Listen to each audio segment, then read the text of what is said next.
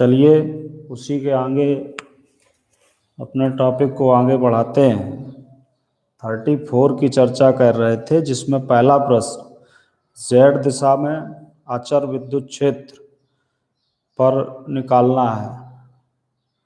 इसके बाद कह रहा एक क्षेत्र को समान रूप से बढ़ता है, एक क्षेत्र जो समान रूप से बढ़ता है परंतु एक ही दिशा में, मतलब जेड दिशा में मान लीजिए, तो समान रूप से बढ़ रहा है, तो उसके लिए हमें समविभव पृष्ठ की बात करनी है। तो जब हमें पहला ए पॉइंट जेड अक्ष पर, तो यहाँ पर वैद्युत क्षेत्र ये है ऐसा, तो जेड अक्ष पर जो समविभव पृष्ठ होगा वो इस तरीके से इस पोजीशन में हो जाएंगे।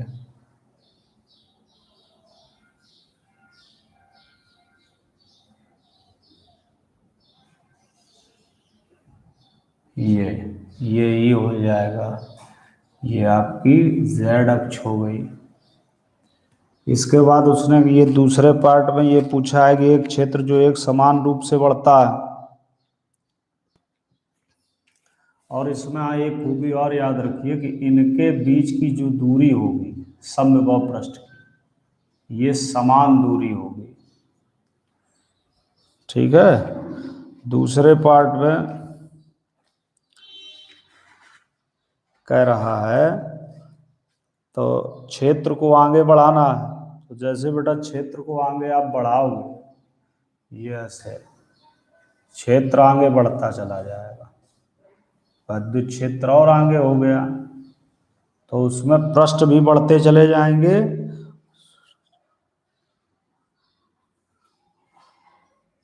ये ई वेक्टर, ये जेड अक्ष है, तो इसमें क्या होगा, पृष्ठ तो बढ़ेंगे लेकिन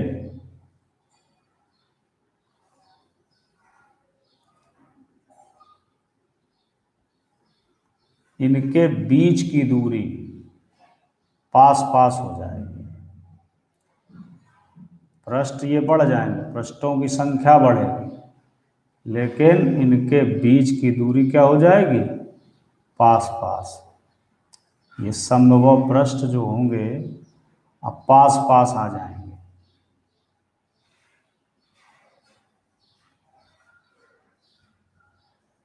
इनके बीच का गैप कम हो जाएगा, इसमें गैप ज़्यादा रहेगा, तो ये स्थिति बनेगी। अब उसने कहा एक मूल बिंदु पर ले लीजिए। क्या कहा, मूल बिंदु पर।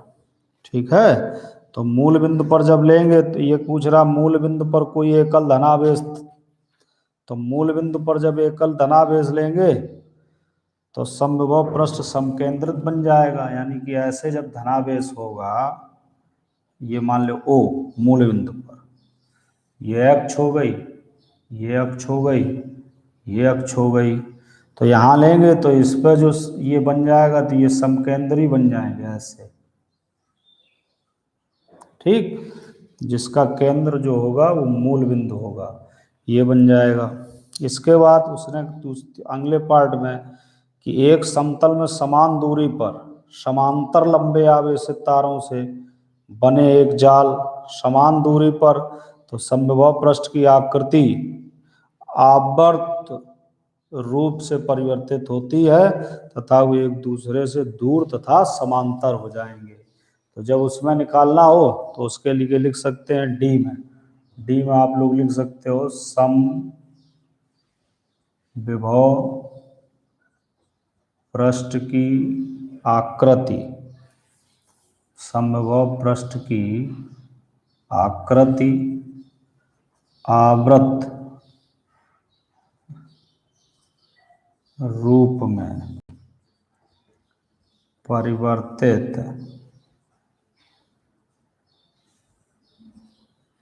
होगी, आवर्त रूप में परिवर्तित होगी तथा वे एक दूसरे से दूर तथा समांतर होंगे।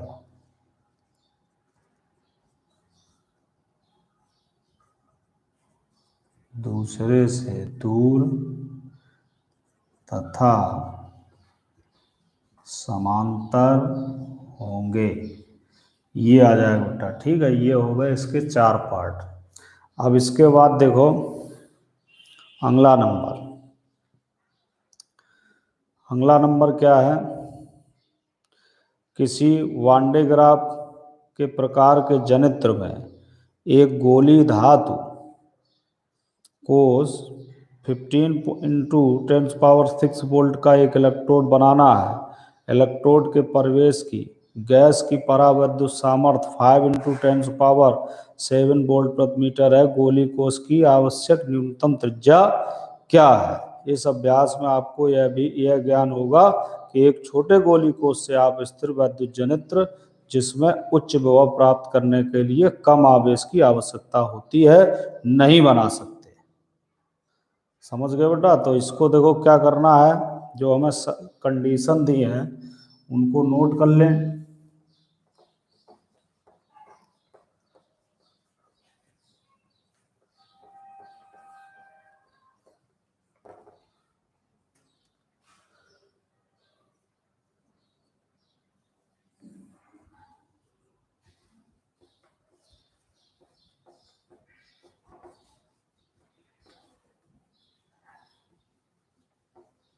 Thirty 35 number.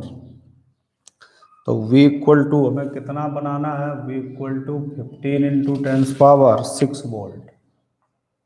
और परावैद्युत दक्षता कितनी है? परावैद्युत दक्षता यानी E maximum equal to 5 into 10⁷ volt प्रति मीटर। और जो वैद्युत क्षेत्र है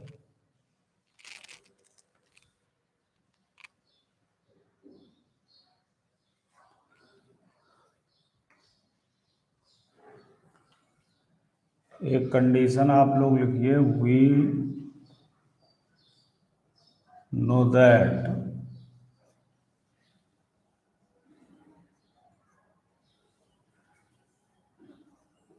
वैद्युत क्षेत्र, ये वाली कंडीशन पीछे वाले से प्रयोग करने। वैद्युत क्षेत्र परावैद्युत दक्षता का 10% होता है। ये ध्यान रखिए, ये कंडीशन एक कॉन्सेप्ट के रूप में याद कर लीजिए कि परावैद्युत क्षेत्र जो होता है वो परावैद्युत दक्षता का कितने प्रतिशत होता है? 10%। तो E equal to E maximum into 10%, यानी कि 5 इंटू 10⁷ इंटू 10/100, यानी कि 5 इंटू 10⁶ वोल्ट प्रति मीटर, इतना वैद्युत क्षेत्र हो जाएगा। ये कॉन्सेप्ट याद रखें बच्चे कि जो वैद्युत क्षेत्र होता है ये परावैद्युत दक्षता का 10% होता है। ठीक है। अब इसमें हमें निकालना क्या है? त्रिज्या निकालनी।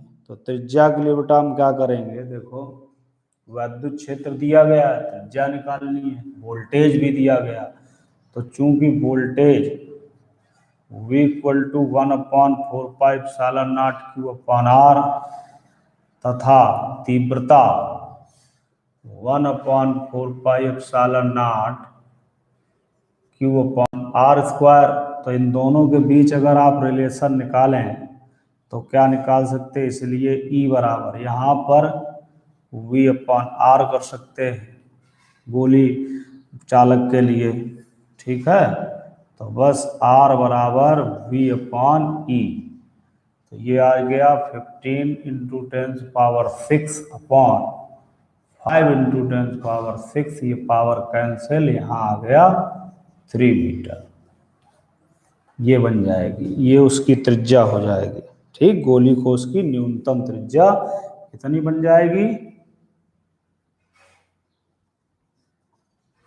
गोली कोष की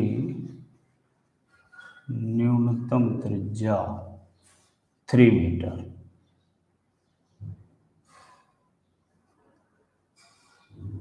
ठीक, ये आंसर हो गया। इसके बाद देखो 36 में कह रहा है कि R1 त्रिज्या व Q1 आवेश वाला एक छोटा गोला R2 त्रिज्या और Q2 आवेश के गोली खोल से या गोली कोष से घिरा है। दर्शाइए कि यदि Q1 धनात्मक है तो आवश्यक रूप से आवेश गोले से कोष की तरफ ही प्रवाहित होगा, चाहे कोष पर आवेश Q2 कुछ भी क्यों ना हो। तो देखो 36, ये है एक गोला, इसकी त्रिज्या है R1 और इसको जो आवेश दिया गया है वो प्लस Q1, ठीक है। बाहर है कोष, तो इस पर जो चार्ज है वो प्लस Q2 है और इसकी त्रिज्या है R2। अब उसने कहा कि दर्शाइए कि आवश्यक रूप से Q1 धनात्मक है तो आवश्यक रूप से ये गोले 2 की तरफ प्रवाहित होगा, R2 की तरफ या Q2 उस पर आवेश चाहे जो भी हो।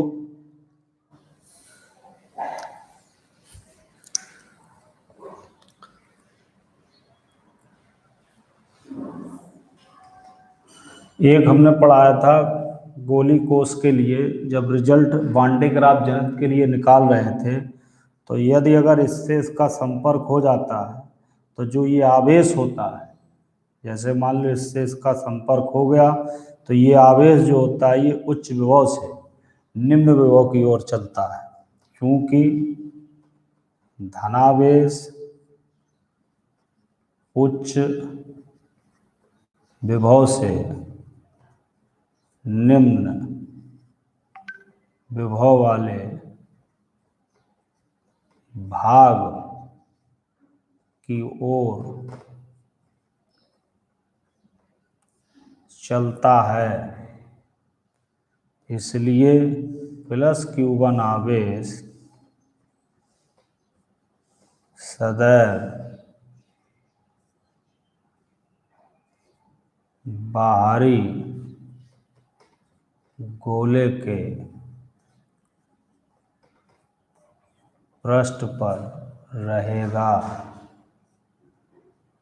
ये लिख देंगे, बस समझ गए, इतना लिख देंगे। धनावेश उच्च विभव और इसका विभव आता उच्च, ये मान लीजिए इसका है V1, ये V2, तो जो V1 और V2 होंगे, V1 is greater than V2 होगा। तो ऐसी कंडीशन में ये होता ही, तो इसका इधर चला जाएगा, ठीक है। इस प्रकार से इसको लिख दोगे। इसके बाद आइए 37 पर। पृथ्वी के पृष्ठ के सापेक्ष, ये भी थ्योरी वाले हैं लिखने, पृथ्वी के पृष्ठ के सापेक्ष वायुमंडल की ऊपरी परत लगभग 400 किलोवोल्ट पर है। इसके संगत वैद्युत क्षेत्र ऊंचाई बढ़ने के साथ कम होता है। पृथ्वी के पृष्ठ के समीप वैद्युत क्षेत्र लगभग 100 वोल्ट प्रति मीटर है। तब फिर जब हम घर से बाहर खुले में जाते हैं तो हमें विद्युत आघात क्यों नहीं लगता, और घर को लोहे का पिंजरा मान लीजिए, अतः इसके अंदर कोई वैद्युत क्षेत्र नहीं होता।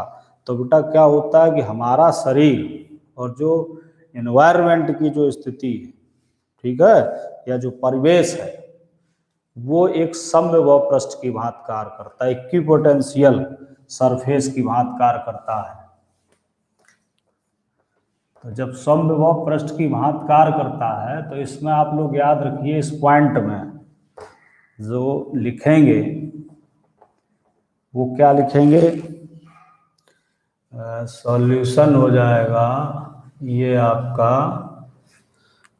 2.37 का। इसमें पहला पार्ट, इसमें आप लोग लिखेंगे कि हमारा शरीर तथा पृथ्वी चालकी प्रकृति के हैं। शरीर व पृथ्वी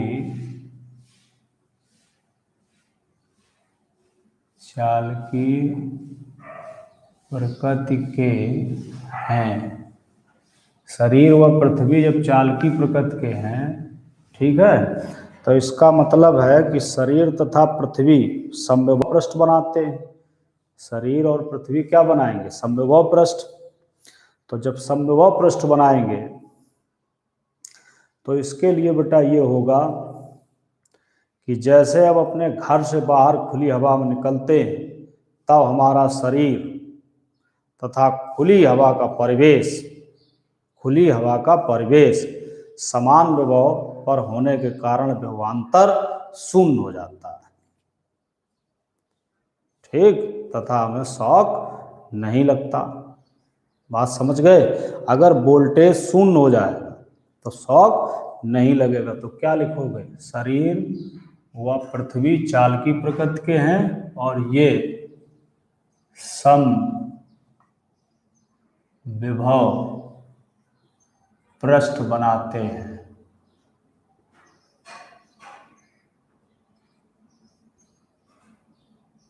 ठीक है, तो जब ये समविभव पृष्ठ बनाएंगे तो जब हम खुली हवा में निकलेंगे या निकलते हैं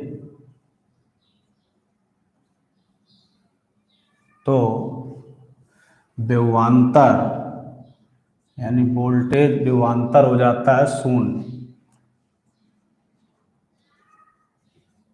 विभवांतर शून्य हो जाता है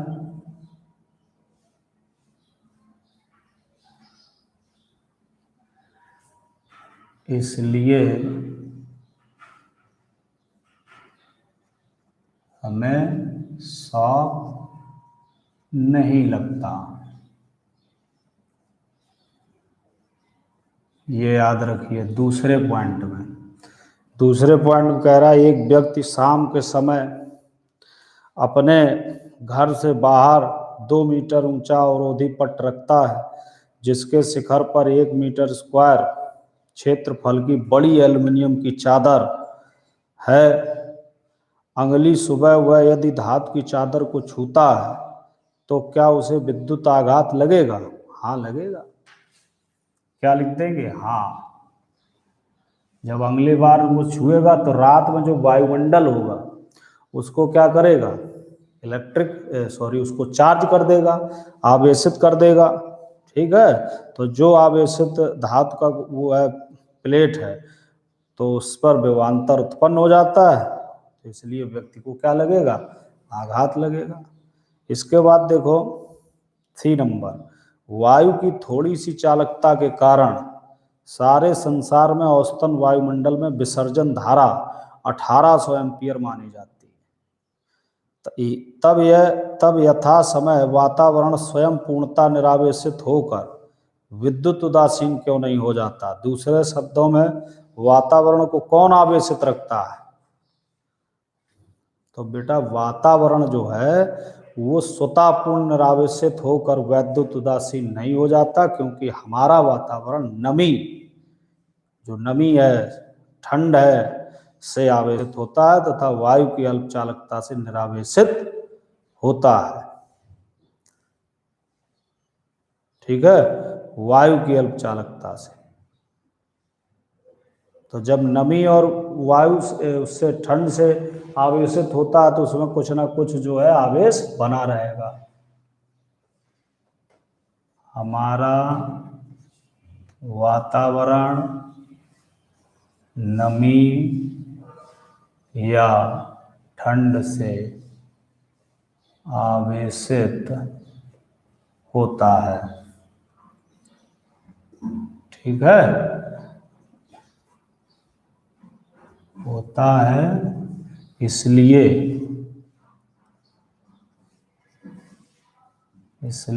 वातावरण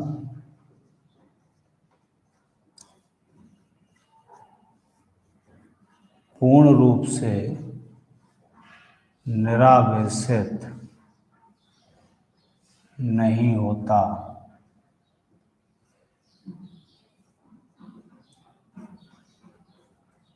ये याद रखिए।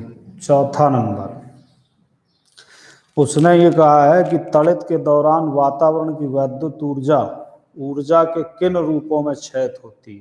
तो जानते हो जो तड़ित के दौरान ऊर्जा, वैद्युत ऊर्जा क्षय होती है तो ऊष्मा के रूप में, प्रकाश के रूप में उसका क्षय हो जाता है।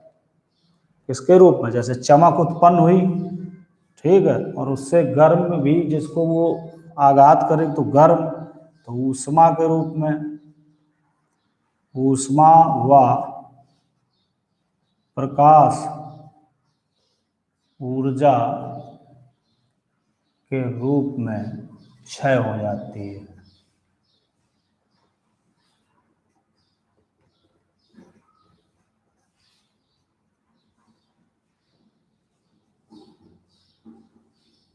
ये हो जाएगा बेटा, ठीक है। तो फिर आज सेशन यहीं समाप्त करते हैं, क्योंकि अभी स्कूल का भी क्लास है। अब कल जो है इसके एग्जाम्पल सॉल्व कराएं बेटा, सभी इस चैप्टर के एग्जाम्पल्स जितने ज़्यादा हो जाएंगे, और कल सेशन जो है थोड़ा जल्दी शुरू कर देंगे, ठीक। तो सभी बच्चे वही 5:15 तक इंक्लूड हो जाएं और सब एक्टिव होकर जुड़ जाएं उस ग्रुप से, ठीक। तो फिर आज